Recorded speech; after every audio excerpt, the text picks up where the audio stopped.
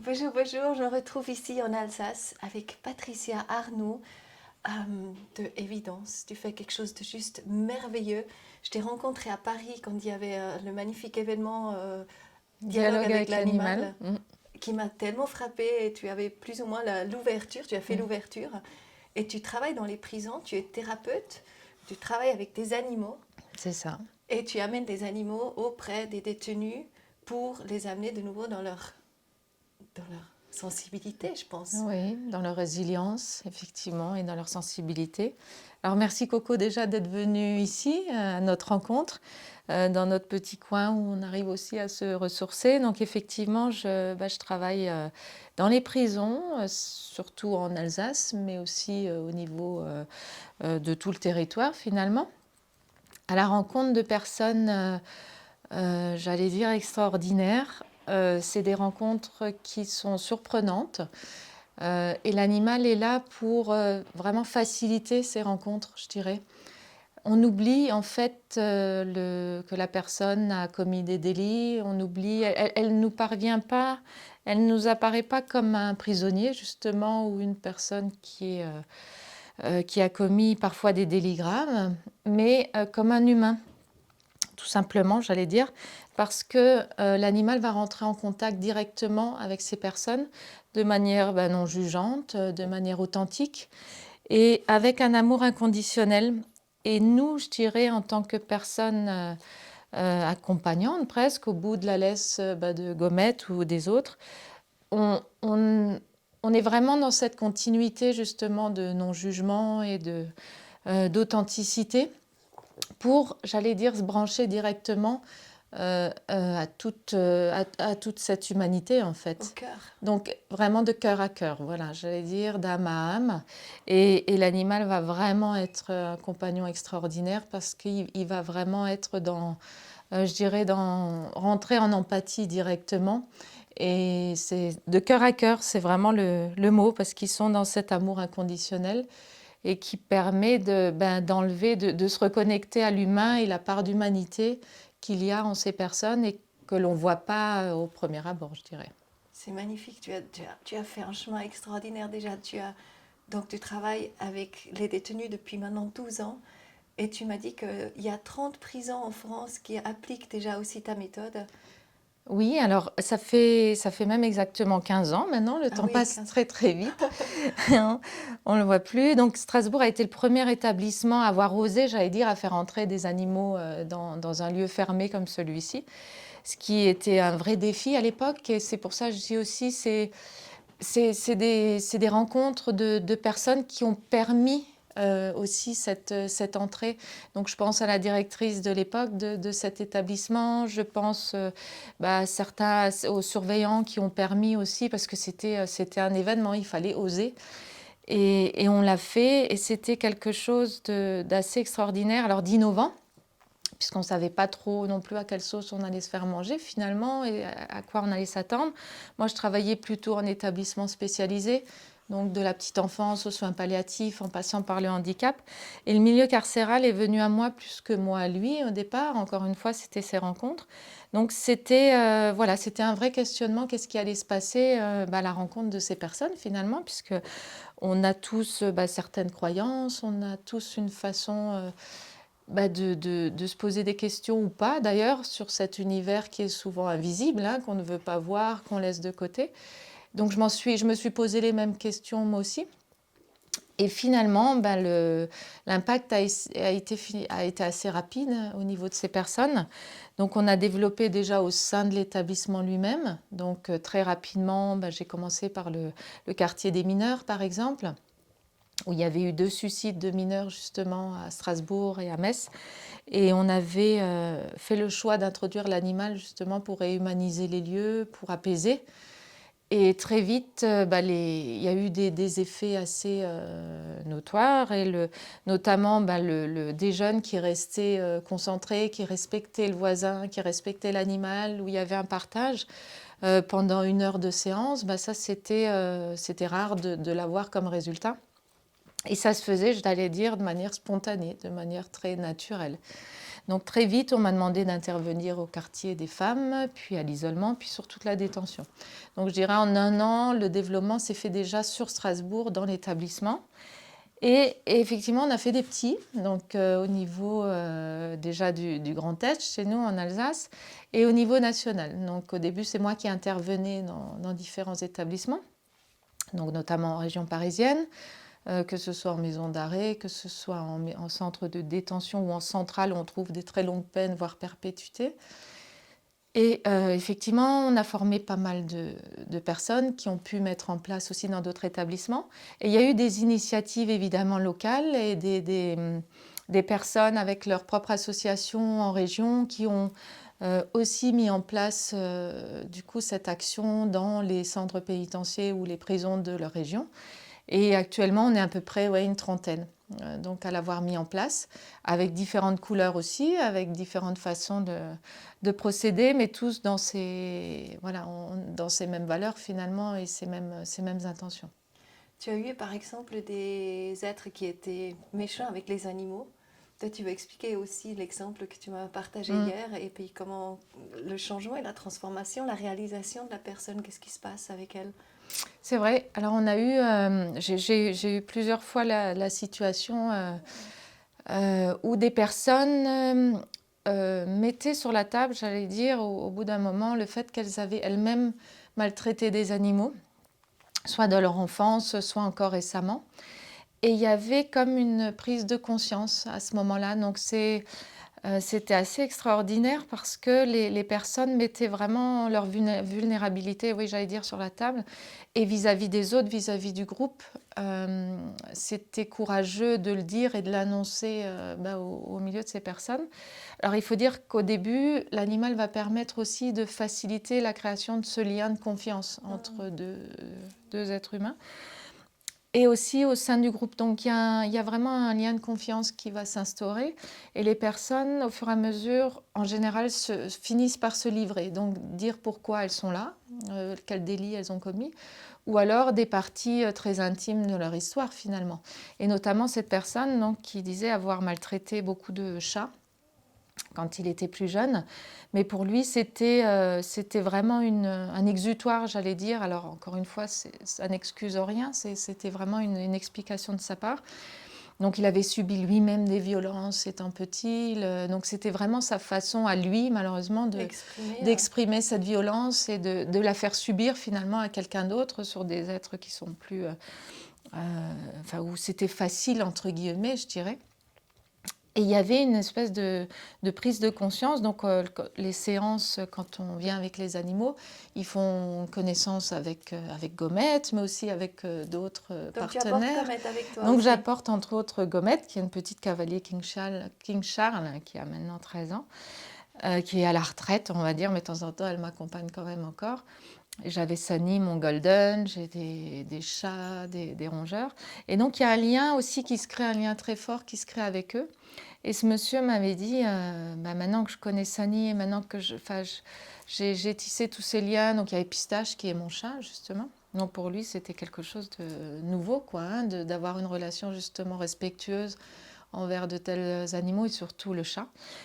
Et il s'était vraiment amouraché de ce chat d'ailleurs, de Pistache. Et il disait, plus jamais, voilà, je pourrais faire ça. Donc il y a à un moment donné quelque chose qui est de l'ordre presque de l'éveil des consciences. Et l'animal va participer vraiment à ça pour ma part, d'après C'est vraiment tout ce le que j'ai vécu. facilitateur arrivé quelque part, parce que justement, il est super non-jugement. C'est ça. Et encore une fois, dans cet amour inconditionnel. Alors, c'est des personnes, il faut savoir, qui ont l'habitude d'être jugées, justement, qui ont l'habitude qu'on leur porte un regard très négatif, quoi. Et donc, s'ils sont là, c'est pour payer.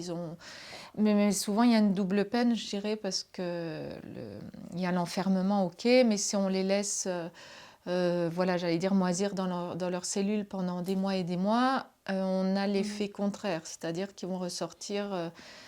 c'est des bombes à retardement, il faut dire ce qui est. Donc la colère va augmenter, il y a une colère qui se met en place souvent contre la société aussi, contre toute leur histoire, etc. Donc je dirais d'introduire dans leur détention, mais un animal, mais aussi un espace pour eux, un espace de liberté, un espace de parole, ben, ça va leur permettre justement d'avoir cette soupape et peut-être d'utiliser ce temps de détention ben, pour se retrouver soi. Il y a des personnes à qui c'est jamais arrivé. Donc se retrouver face à soi-même, se poser les questions. Est-ce qu'ils sont laissés seuls avec l'animal pendant un moment ou... Alors, il y a différentes choses, c'est-à-dire que nous, pour la plupart du temps, on vient avec nos animaux, on repart avec nos animaux. Donc, les accompagnements se font de manière individuelle ou en groupe. Donc, les séances de groupe, on va dire, c'est sous forme d'un groupe de parole, genre, j'aime pas trop dire ça, mais d'échange au sein du groupe, où les animaux sont présents. Et ils vont être là en tant que support, c'est-à-dire qu'on va observer comment ils fonctionnent, comment ils rentrent en relation, par exemple, avec les personnes, comment la personne s'y prend. Et j'allais dire, le cadre se met de manière très naturelle, quoi, puisqu'on n'a pas besoin de le poser, ça va se faire directement. Parce que les limites vont se poser aussi naturellement. C'est-à-dire que si Gommette ou un autre animal recule, par exemple, quand la personne vient trop vite ou la personne peut-être a un geste un peu trop brusque, l'animal va tout de suite avoir un comportement ou une attitude qui fait que la personne va se poser des questions. On dit pourquoi il recule, est-ce qu'il ne m'aime pas, ou qu'est-ce que j'ai fait de travers, etc. Et donc ça, on va vraiment s'en servir en décortiquant justement son comportement. Et on se rend compte très souvent que c'est l'attitude qu'il a dans toute sa sphère sociale, on va dire. Donc il y a une prise de conscience qui se fait, tiens, c'est peut-être moi. L'animal est un reflet pour lui? C'est vraiment un reflet, un miroir qui permet de prendre conscience que peut-être il y a des choses à bousculer chez moi, quoi, pour changer l'interaction, quoi.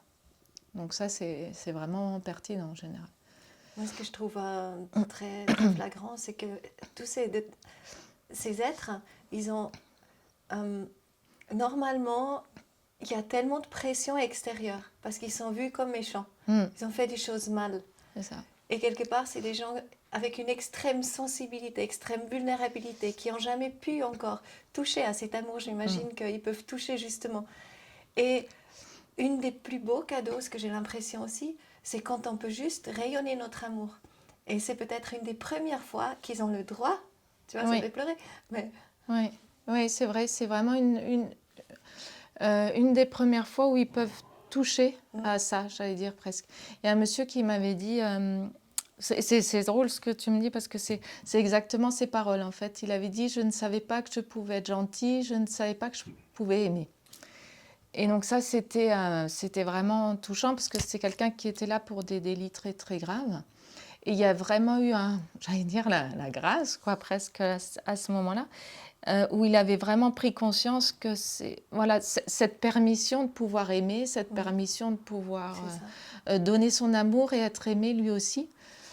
Et ça a été vraiment un déclencheur pour moi aussi parce que c'était tout au début.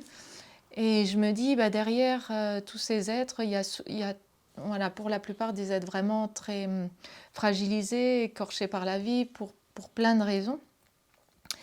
Et le fait de pouvoir leur permettre justement cet amour-là, ou leur permettre d'être vus autrement, quelque part, on essaye de changer aussi le regard de la société qui porte sur ces personnes, quoi, hein, parce que très souvent, comme tu dis, elles sont vues comme des parias, comme des personnes, des monstres innommables. Et le fait qu'on remette en lumière cette part d'humanité, le fait de montrer que c'est des personnes qui peuvent aimer aussi et qui peuvent être réaccordées, qui peuvent changer leur parcours, et quelque part, tout doucement, on fait changer aussi le regard de la société et des personnes à l'extérieur, parce qu'en finalité, c'est des personnes qui vont ressortir et beaucoup plus vite qu'on le croit, hein. En général, les très longues peines, c'est quand même, ça représente un pourcentage minime. Et voilà Naya. Voilà, notre collègue. Et Et ces personnes vont réintégrer la société finalement. Elles peuvent faire partie de votre famille, elles peuvent être votre voisin. Et l'idée, c'est qu'elles sortent peut-être différemment qu'avant qu'elles soient rentrées, quoi. Et l'animal va être vraiment fédérateur et libérateur à ce niveau-là, quoi. Donc l'animal, c'est une chose, mais c'est vrai que je suis au courant et je vais aussi mettre le lien avec la prison aux Philippines qui est exceptionnelle, où ils ont amené une chorégraphe tous les jours qui a travaillé 3-4 heures avec ces prisonniers. Et ils ont pu ouvrir les cellules de tout le monde parce qu'il n'y a plus que presque la joie là-bas. Donc en fait, tu dis, mais il y a plus de joie, beaucoup plus de joie là-bas qu'en fait chez nous parce qu'ils puisent dans leur créativité, ils peuvent donner. Et en fait, oui, ils peuvent, je pense, mutuellement collaborer.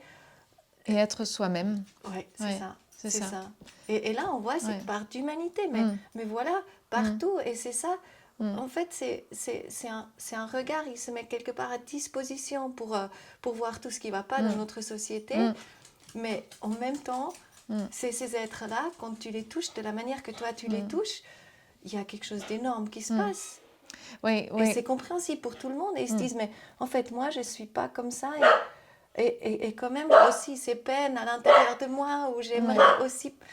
Ouais. C'est ça. C'était une... Alors... Naya, viens. Naya.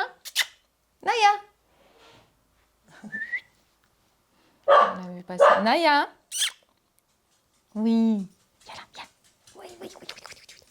On continue à garder le territoire, hein.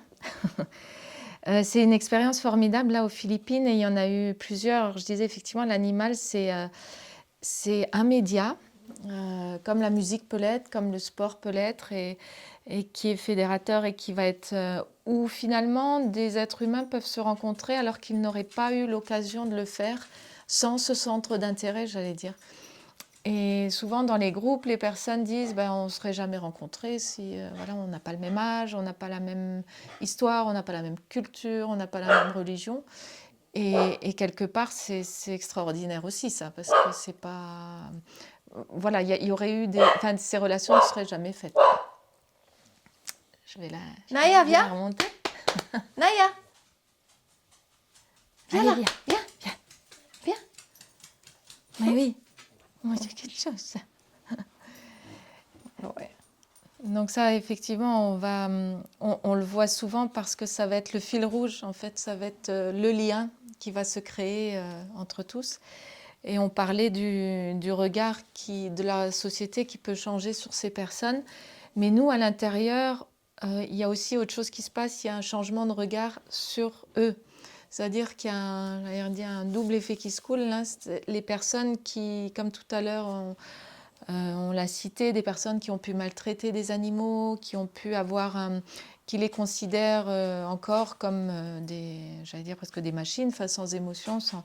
Et je pense qu'avec ce passage-là, il y a beaucoup qui prennent conscience aussi qu'il y a un éveil des consciences par rapport à ça.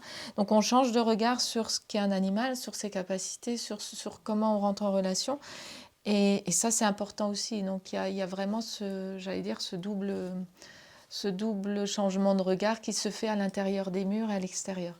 Et des personnes qui demandent des photos avec eux pour pouvoir envoyer à leur famille ou à leurs enfants ou à leurs conjoints. Oui, parce qu'ils savent que ça leur fait du bien. C'est ça leur fait du bien. Ouais. Mais encore une fois, il y a encore quelque chose qui est assez extraordinaire, c'est de dire regarde maman, je m'occupe d'un lapin, ou regarde mon fils, je suis capable d'être responsable d'un être vivant quelque part. Ils se rendent compte, ouais. Ils se rendent compte. Et donc, il y a vraiment aussi un impact sur justement la confiance en soi, l'estime de soi qui va vraiment grandir à leur côté parce qu'il y a une certaine fierté, quoi. Je suis capable de rentrer en relation ou d'avoir un lien fort avec mon chien ou mon lapin ou mes oiseaux. Et je suis capable de m'en occuper, je suis capable d'eux. Et donc, on travaille beaucoup sur l'estime de soi et sur la confiance en soi, qui sont aussi quand même les bases et les fondements de la reconstruction, quoi. Il y a des films qu'on peut voir aussi. Tu as des films, est-ce qu'on peut voir un petit peu le cheminement justement de ces...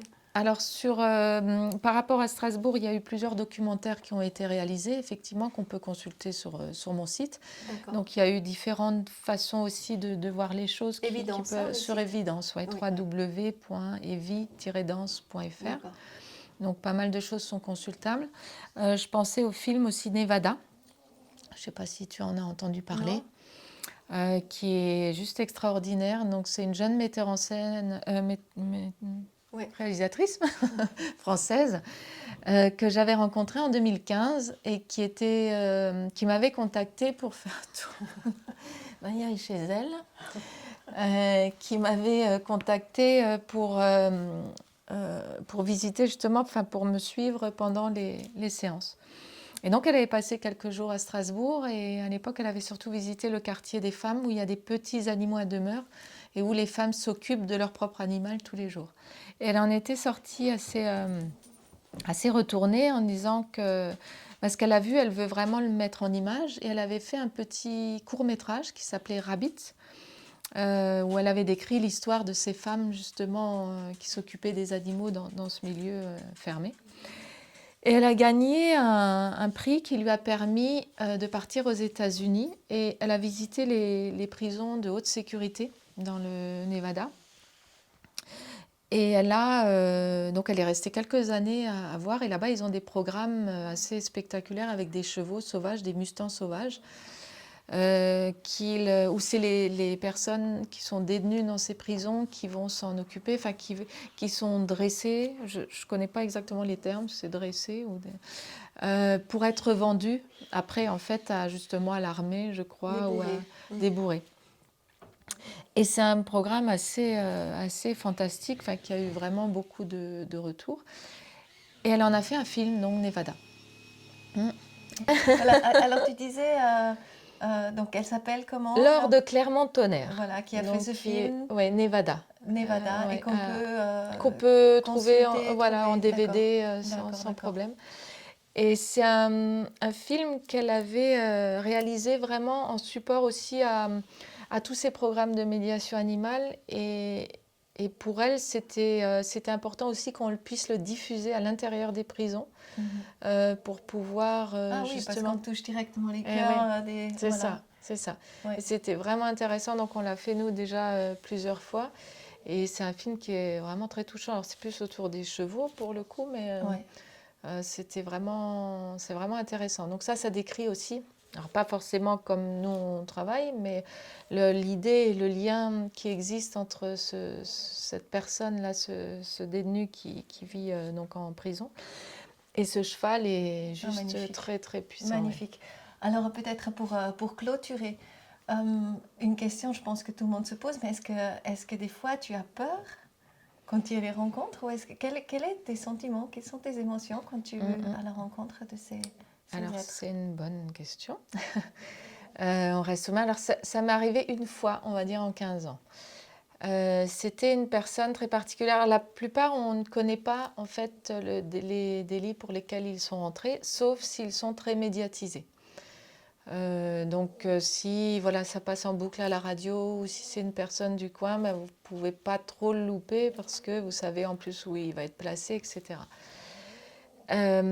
Un jour, il y a effectivement, j'intervenais, donc j'étais la seule à l'époque à intervenir au quartier d'isolement. Donc l'isolement, c'est un quartier spécifique où on met les personnes, donc comme son nom l'indique, qui sont isolées du reste de la détention pour leur propre protection ou pour la protection des autres. Et quand j'intervenais, donc je suis au cœur du quartier, donc on m'amène la personne dans une salle.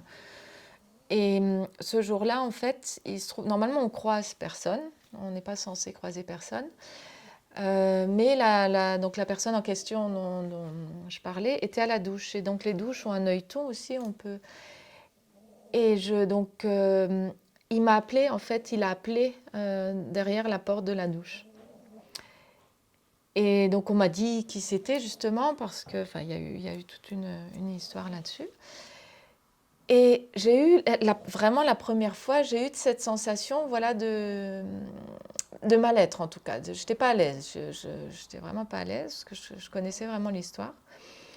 Et ça m'a poursuivi un petit moment et ce monsieur a demandé à participer à la médiation animale. Donc, quand on a des demandes de personnes qui sont à l'isolement, ça passe par la direction de l'établissement qui nous reçoit pour nous décrire la demande et donner l'autorisation ou non. Et ce jour-là, effectivement, c'est la première fois où j'avais refusé de voir cette personne parce que j'étais trop pris par son histoire, c'était quelque chose de très très lourd qui était connu au niveau national. Enfin, c'était pas voilà, une petite histoire.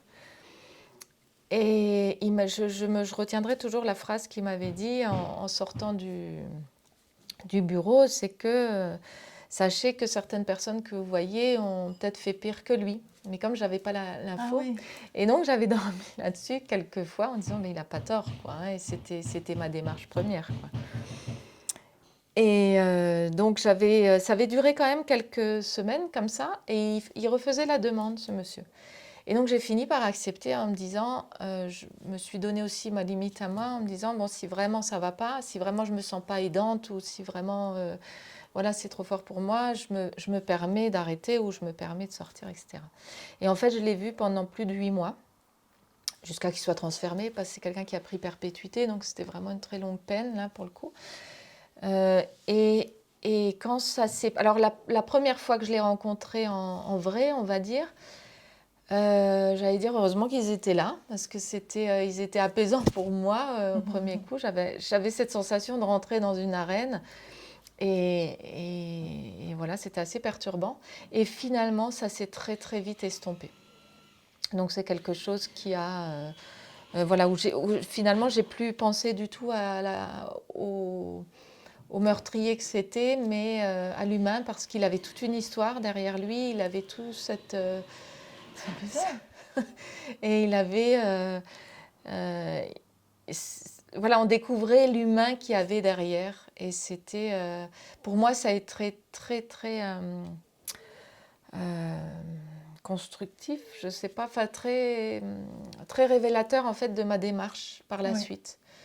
Donc, tu as passé ce cap quelque part Oui. qui peut nous habiter tous, je m'imagine. Oui, Et quand tu as dépassé ça et quand tu t'es rendu compte que derrière, il y a effectivement un humain avec des ouais, sentiments c'est ça, qui peut créer des liens c'est ça, et en fait qui a plein d'amour à donner, peut-être ouais, quelque chose comme ça. c'est ça, c'est exactement ça. Donc il y a eu vraiment un palier Ouais. de En fait, franchi. il t'a vraiment aidé pour Ouais, toute la suite, c'est ça, j'imagine. c'est ça. Et puis maintenant, en fait, chaque personne que tu rencontres, elle est déjà dans cette bienveillance et sachant que tout ce qu'ils peuvent laisser derrière eux, C'est dépasser. ça. Mhm, Oui, c'est mhm. exactement ça en fait. Ouais, ouais. Et il m'a permis, c'était encore une fois tout au début, il y a plus de 12 13 ans, et il m'a permis vraiment de passer ce Ouais. cap-là et de me poser à moi les questions de mon intention en Ouais, fait. c'est Pourquoi magnifique. je fais ça? Pourquoi Donc j'y beaucoup de suis? gratitude pour Pourquoi... lui aujourd'hui. Ah oui, ouais, vraiment beaucoup de gratitude parce que Ouais.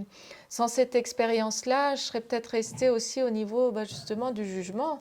Peut-être qu'il était plus loin, que mon seuil de tolérance était un Ouais. peu plus... Tu lui as déjà dit Mais ça quand même, à lui? à cette personne, alors je la vois plus puisqu'il a été transféré, je ne sais pas où d'ailleurs, parce que c'est Ah oui. secret. Ah oui. Donc lui, pour le coup, il est parti certainement en maison centrale. Mais ça peut lui faire Mais tellement du bien ouais. de entendre ce témoignage. Mm. Je me dis, Oui, oui, ce c'est vrai, serait vraiment c'est quelque chose vrai. d'incroyable, quoi. Et ces rencontres se font... Donc là, c'est là que tu vois, c'est mutuel. oui, Donc toi, tu leur apportes beaucoup de bien-être et beaucoup de compréhension, oui. mais c'est aussi sur notre Ah, chemin, bien sûr, on c'est gagne des beaucoup cadeaux plus en énormes. retour. Voilà, c'est vraiment des Ouais. cadeaux effectivement énormes, que ce soit de leur part et que ce soit des personnes en face. Moi, je dis toujours, ils m'apportent tout autant, voire beaucoup plus que je leur amène, parce que Magnifique. à chaque fois, c'est des rencontres extraordinaires. À chaque fois, D'une profondeur voilà, inouïe, c'est c'est... ça. Et faire preuve de beaucoup d'humilité parce Ouais. qu'on est les situations aussi que rencontrent ou qu'ils ont vécues, à chaque fois, on se pose la question, qu'est-ce que j'aurais fait à la place? Je ne suis pas sûre d'avoir fait, de faire différemment si... C'est ça. et c'est vraiment toujours cette Et c'est question ça, qui se ouais. pose, quoi, Je pense finalement. que ça, c'est intéressant parce que c'est vrai, souvent, on juge Mm. Mais qu'est-ce qu'on aurait nous fait à la Mm. place si on avait été élevé de la manière? Mm. Et à ce moment-là, le jugement, il tombe un petit peu, Ouais, non? c'est Parce ça. qu'on rentre dans la compassion. Voilà, et il y a vraiment ce questionnement encore à... Mhm. Je pense que je me le pose tous les jours ou à chaque fois que j'y vais.